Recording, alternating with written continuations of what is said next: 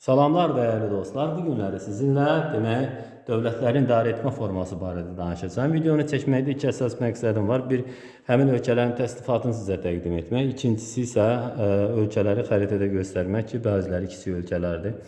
Onları tapmaqda çətinlik çəkməyəcək. Təbii ki, böyük bir qismini bilmiş olarsınız.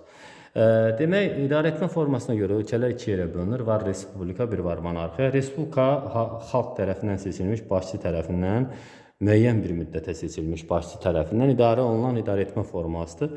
Monarxiya isə hakimiyyəti irsən keçən idarə etmə formasıdır. Bura imperatorluq, krallıq, sultanlıq, demək belə əmirlik, belə bir idarə etmə formaları daxildir.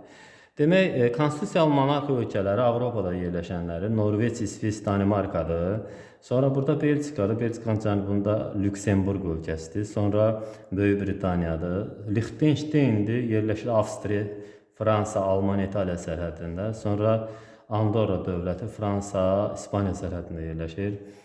Fransanın cənubunda Monaco var. Bir də İtaliyanın ərazisində anklav təşkil edən bu hissədə yerləşir. Adriatik dənizi sahillərinə yaxın yerləşir. Amma anklavdır. Bu ölkədə San Marinodur. Sonra Asiya qitəsində yerləşənlər, demək, burada İordaniyadır, Küveytdir, Bəhreyndir. Sonra bu hissədə Butandır, demək, Taylanddır, Kamboca, Malayziya sarı rəngdə, bir də Yaponiyadır. Afrika qitəsinə gəldikdə, Afrikada yerləşən monarxiya ölkələri Mərakeşdir, Svaziland, Eswatini iki adı var bu ölkənin. Bu hissədə Mozambik car sərhədində yerləşir.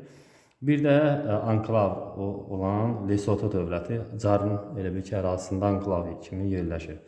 Sonra demək, bir də Okeaniya deyilən yerdə, Sakit Okeanın mərkəz hissəsində bilirsiniz ki, çoxlu adalar olan yer var. Orada Tonga var. Tonga burada yerləşir. O da konstitusiyalı monarxiya ölkəsidir. Sonra var mütləq monarxiya ölkələri. Mütləq monarxiya ölkələri Ərəb yarımadasında yerləşən ölkələrdir. Bunlar Qatardır, Birləşmiş Ərəb Əmirliyidir, bir də Omandır. Bir də var konstitusiyalı monarxiya ölkələri, yəni din üzərində olan, üzr istəyirəm, teokratik monarxiya ölkələri, o hansı ki, onlar din üzərində olan bir monarxiya ölkələridir. Bura daxildir Vatikandır, Roma şəhərinin bir məhəlləsini təşkil edir. Sonra Səudiyyə Ərəbistanıdır, bir də Bruney. Bruney burada yerləşir, Kalimantan adasında yerləşən üç ölkədən biridir. Bu dövlətlərin idarə etmə formasına görə demək, respublika monarxiya olan növləridir. Hansı ölkələrin adını siyasi xəritədə çəkmədim, göstərmədimsə, təbii ki, onlar da respublika idi. Çünki respublikaların sayı çox olduğuna görə ona aid video çəksə çox uzun olar və öyrənmə yorucu olur. Yəni, belə deyək də, monarxiya azdır, onu öyrənirik, geridə qalanı da bilirik ki, respublika olur.